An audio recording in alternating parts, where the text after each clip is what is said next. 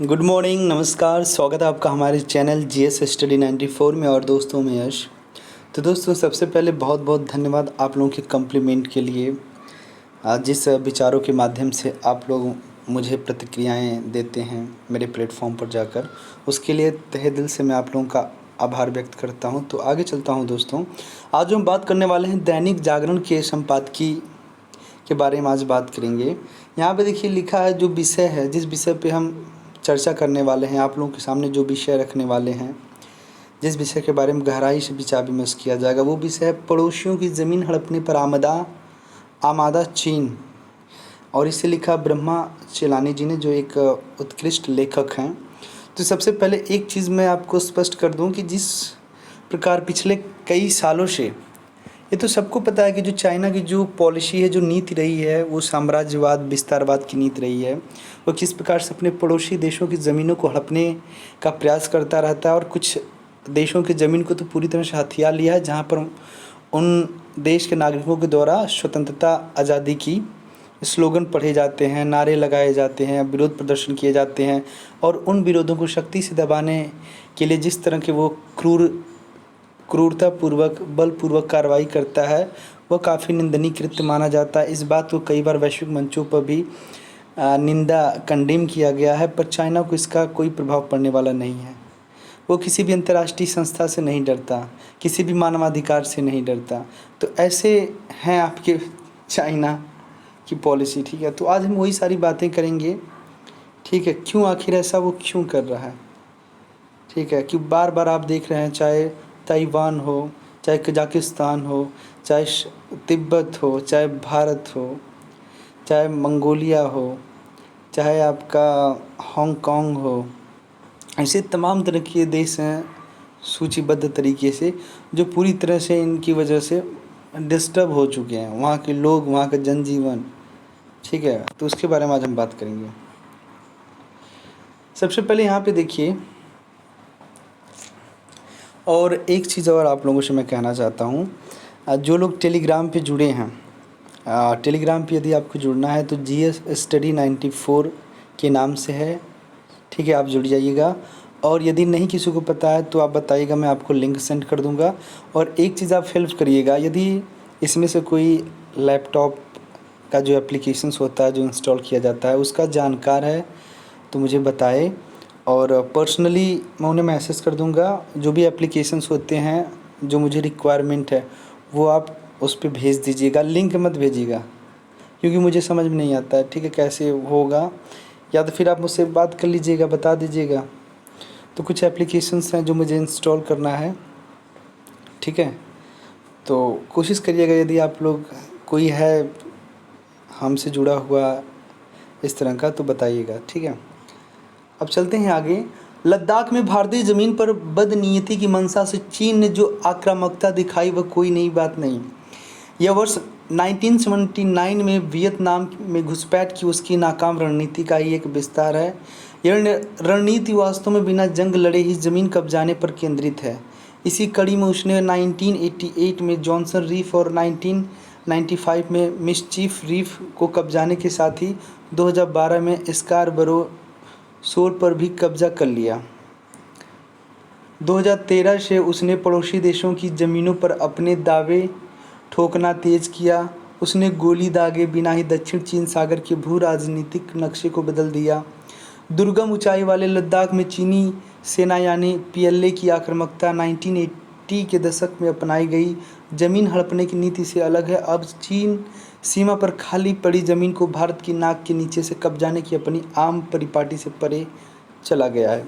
तो आपको बता दें दोस्तों, अब जो 21वीं सदी चल रही है, इस सदी में यदि आप किसी भी मुल्क की ज़मीन हथियाने का प्रयास करते हैं, तो वैश्विक मंचों से उस देश का कंडेम किया जाता है, निंदा की जाती है, तमाम तरह की आर्थिक, राजनीतिक, सामाजिक स्तर पर प्रतिबंध लगा दिए जाते हैं, जो पूरी तरह से देश कुंठित हो जाता है।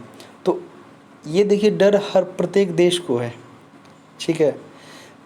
कुछ लोग ज़्यादा पॉलिसीज़ जो गाइडलाइन है उन्हें फॉलो करते हैं, कुछ लोग कम फॉलो करते हैं, ठीक है। ये व्यक्तिगत स्तर पर भी इस प्रक्रिया को, आप इस पॉलिसी को महसूस करते हैं। आपके परिवार के कोई कई सदस्य ऐसे होंगे जो बाहर निकलते होंगे। जो भी न्यू व्हीकल एक्ट 2019 जो इम्प्लीमेंट हुआ है पूरे देश में, जो मोटरसाइकिल का नियम लागू है, 500 इस पे लगेगा तो 10,000 उस पे लगेगा। ऐसे बहुत सारे लोग हैं जो इस रूल को फॉलो कर रहे हैं, पर ऐसे बहुत सारे लोग मिलेंगे जो यदि गाड़ी चेक कर लिया जाए तो 2 लाख रुपया देना पड़ेगा, कुछ भी ना हेलमेट ना लाइसेंस ना फलाना ढिकाना कुछ नहीं।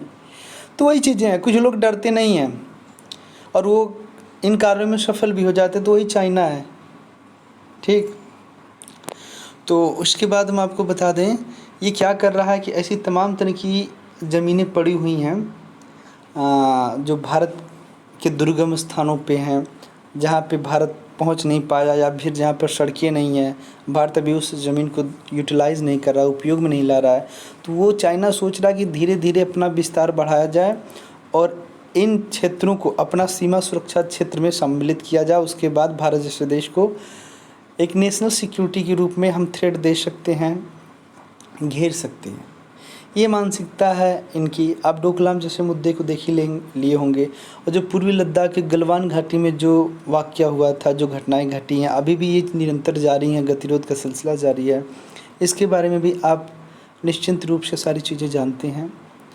ठीक है, आप भी बताइए, यदि आप व्यक्तिगत स्तर पर इस बात को महसूस करिए, और यही सारी चीज़ें लिखनी होती हैं, कुछ अलग से आपको नहीं लिखना पड़ता है। बस जो एग्ज़ामिनर है वो ये चीज़ महसूस कर ले कि जो इनकी बातें हैं ये स्पष्ट हैं, व्यवहारिक हैं, ये दूसरों को समझा सकते हैं, खुद भी समझे हुए हैं।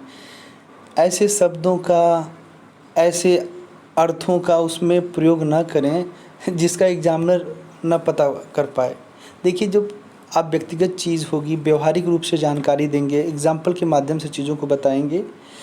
सबसे बड़ी बात है बढ़ा चढ़ा कर लिखना नहीं, चीज़ों को जितने शब्दों में बोला गया उसमें आप पूरी तरह से स्पष्ट रूप से समझा दें। वो होता है लेखन शैली, वो होता है वक्तव्य। ठीक है, तो दोस्तों आप अच्छे से नैतिक रूप से नैतिक पक्षों को अपनी मजबूत करिए। धीरे धीरे इन सारी चीज़ों का विकास होने लगेगा। जिस तरह आप सोचते हैं उसी तरह आप बनने लगते हैं। इस बात को 110% लिख लीजिएगा। जिस तरह के आपके विचार होंगे उसी तरह का आपका व्यक्तित्व व्यवहार सब होगा।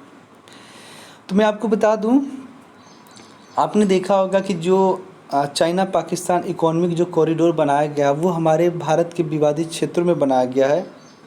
ठीक है, तो जब आपको पता है दो देशों के बीच एक ऐसा लैंड है जो पहले से कंट्रोवर्सी है, डिस्प्यूट में चल रहा है, फिर आप अंतर्राष्ट्रीय कानूनों को ताक पर रखकर how can you make this policy, आप ही बताइए कैसे आपने बना दिया।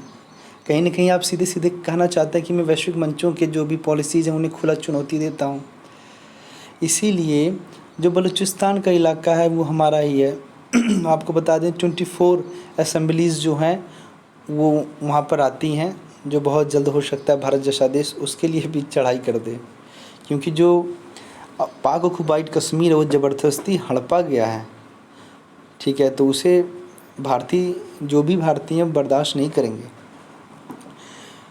तो आप देख सकते हैं कि जहाँ पे होता है ना, कभी कभार आप जाते होंगे, आपके समाज में, आपके शहरों में कुछ लोग ऐसे होंगे जो बिल्डर होते हैं। बिल्डर का मतलब जो घर इमारत बनवाते हैं या फिर ज़मीनें का हेर फेर करते हैं, ज़मीन बेचवा देते हैं। तो कुछ लोग ऐसे भी हैं, वो ऐसी ज़मीनों को बेचते हैं, बिचवाते हैं जो पहले से मामला गर्म हो, कंट्रोवर्सी वाला हो।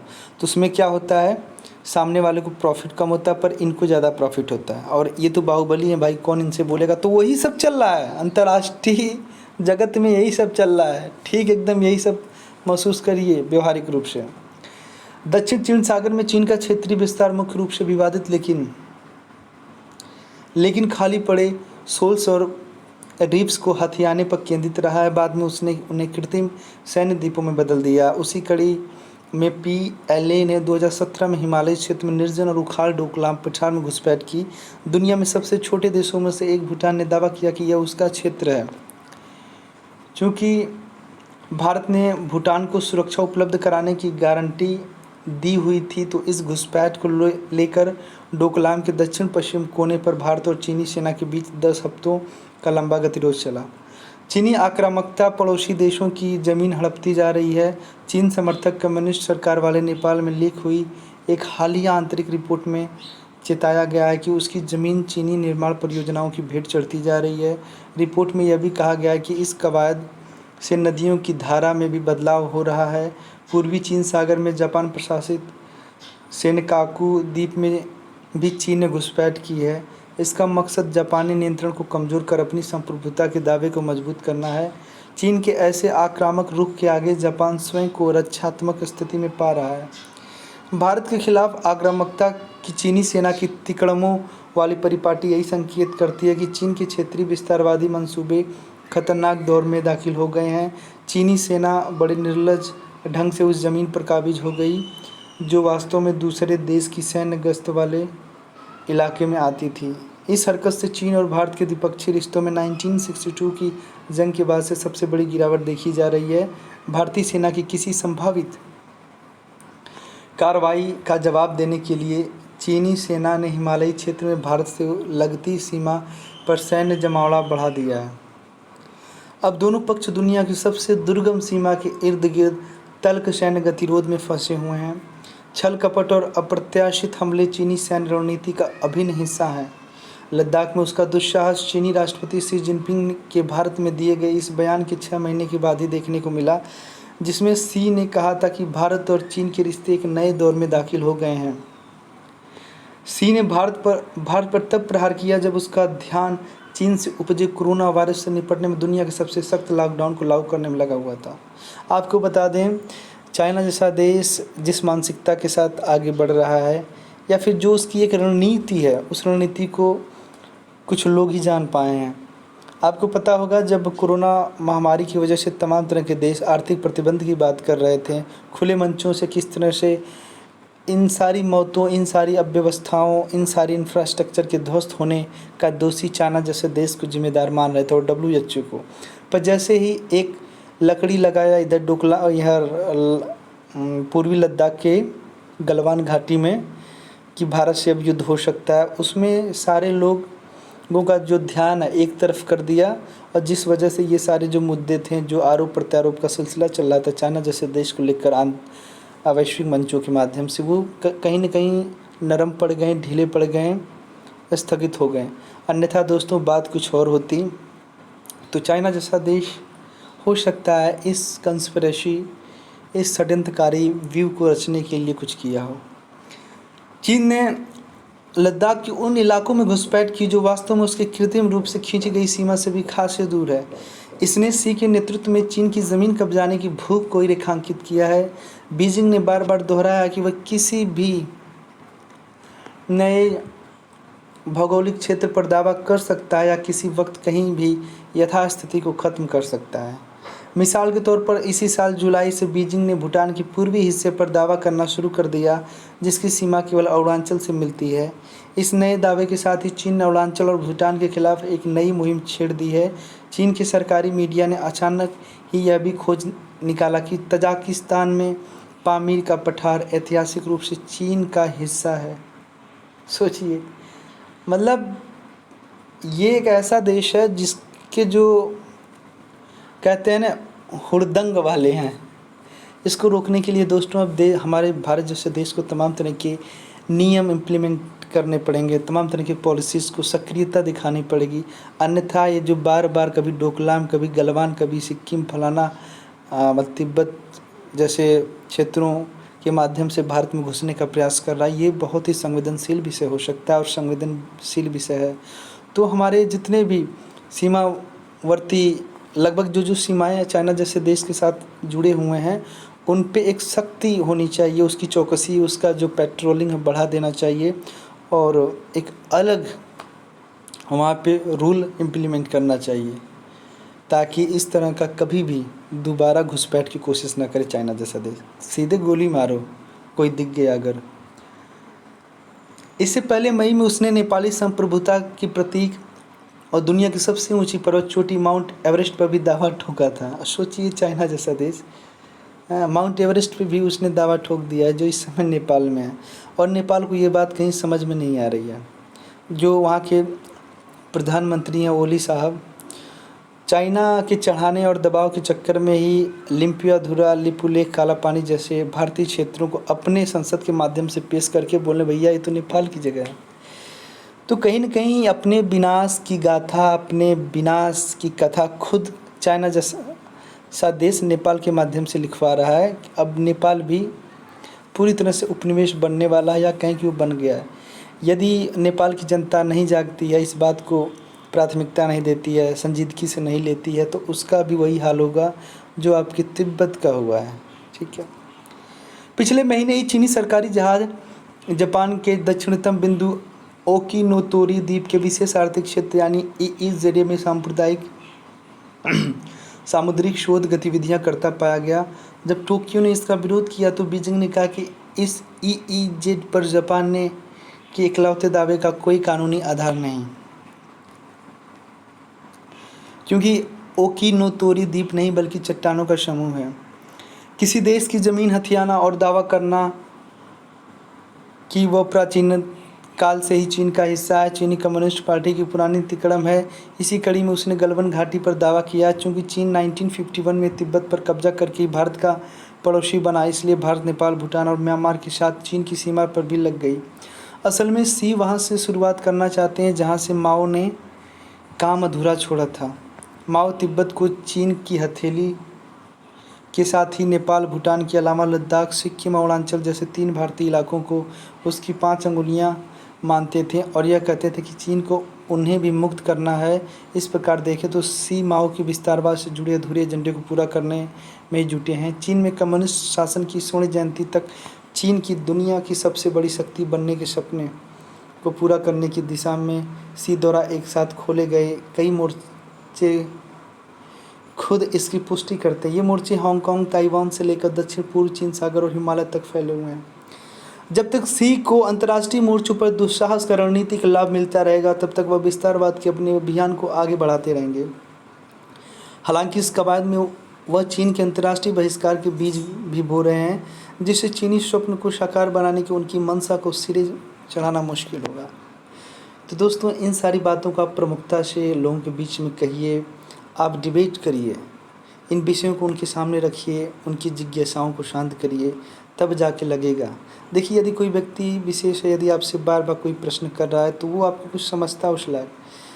ठीक है, इसका मतलब ये नहीं होता किसी नीतियों का, किसी व्यक्ति विशेष, किसी राजनीतिक पार्टी का वो विरोध कर रहा है, बल्कि वो आपके माध्यम से जानना चाहता है कि यदि इन सारे प्रश्नों का जवाब आपके पास है तो मैं भी आपके विचारों का और वो सारी चीज़ों का जिसका आप सम्मान करते मैं भी करूँगा। पर मेरे अंदर जो एक लहर उठी हुई है इन प्रश्नों का, उन बातों का, पहले आप उसे शांत करिए।